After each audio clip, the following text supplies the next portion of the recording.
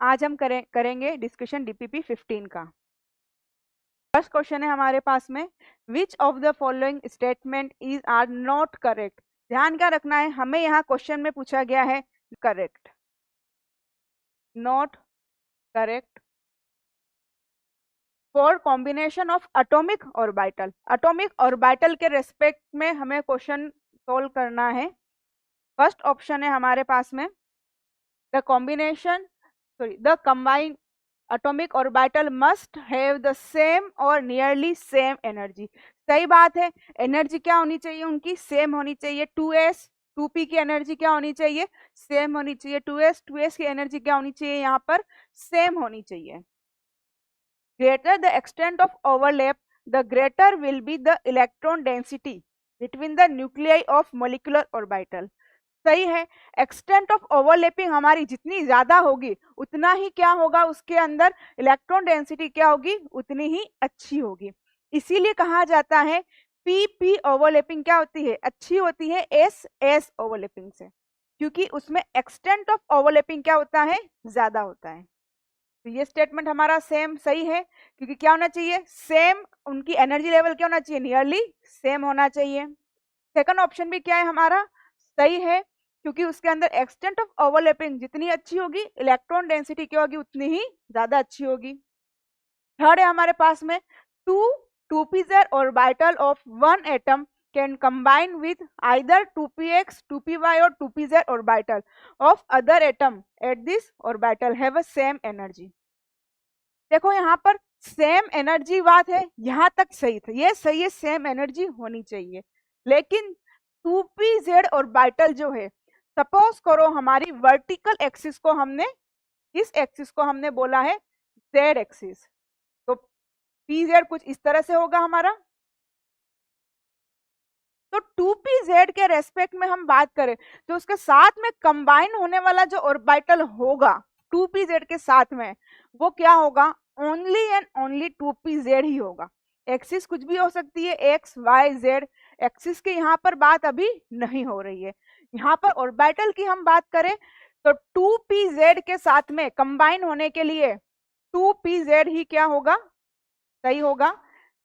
इसको हम बात करें तो हॉरिजॉन्टल एक्सिस में या फिर हम 3D में बात करें तो एक्स वाई दोनों ही प्लेन में क्या करेगा, ये कंबाइन हो सकता है।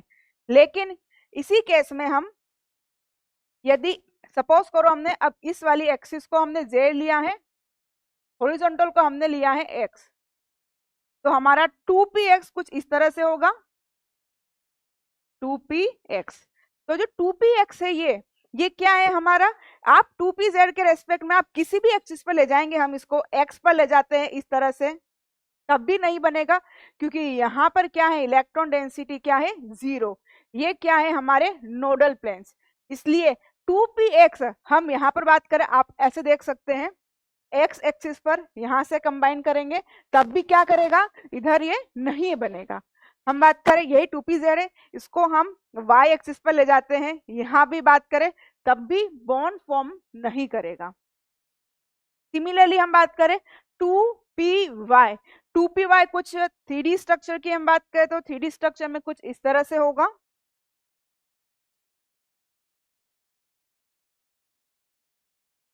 तो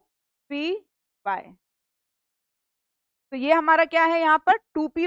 अब 2py को आप ऐसे ले जाओगे तब भी बॉन्ड नहीं बनेगा, आपने ऐसे y x एक्सिस पे ले गए तब भी नहीं बनेगा, z पे ले गए तब भी नहीं बनेगा, और यहाँ पर आप किसी भी एक्सिस पर ले जाओगे तो वो बॉन्ड फॉर्म नहीं करेगा, कंबाइंड नहीं करेगा। तो सेम हम बात करें तो क्या बोल सकते हैं हम, सेम डायरेक्शनल वाले जो है 2px से कंबाइंड होता है, 2py py से, और pz से कंबाइन होता है। तो ये स्टेटमेंट हमारा क्या हो गया, रॉन्ग हो गया। px किससे कंबाइन होता है, px से। py किससे कंबाइन होना चाहेगा, py से। सिमिलरली pz किससे कंबाइन होना चाहेगा, pz से। एक्सिस कुछ भी हो सकती है, उसका ओरिएंटेशन कुछ भी हो सकता है, फिर वहां पर पाई और सिग्मा फॉर्म होगा। लेकिन यहाँ पर हम बात करें ना 2py 2pz तो सही था, लेकिन 2px और 2py कंबाइंड नहीं होगा। तो इसलिए ये स्टेटमेंट हमारा क्या हो गया, रॉन्ग हो गया। अब क्वेश्चन को ध्यान से क्या देखना होता है, हमसे यहाँ पूछा गया है नॉट करेक्ट, इनकरेक्ट स्टेटमेंट बताना है। फर्स्ट सही है, सेम एनर्जी होनी चाहिए, 2 है तो सेकंड का होना चाहिए, तो उससे क्या होगा, कंबाइन अच्छा होगा। और एक्सटेंट ऑफ ओवरलैपिंग जितनी अच्छी होगी उतना ही क्या होगा, उसके बीच में इलेक्ट्रॉन डेंसिटी ज्यादा अच्छी होगी, सही स्टेटमेंट है। और हमारा 2pz x और y से कंबाइंड नहीं होता, तो ये स्टेटमेंट हमारा रॉन्ग हो गया। तो ऑप्शन थर्ड क्या है, वो हमारा आंसर होगा। ए में क्या है, 1 और 2, ये नहीं होगा। बी क्या है, थर्ड ओनली, तो option B is correct answer.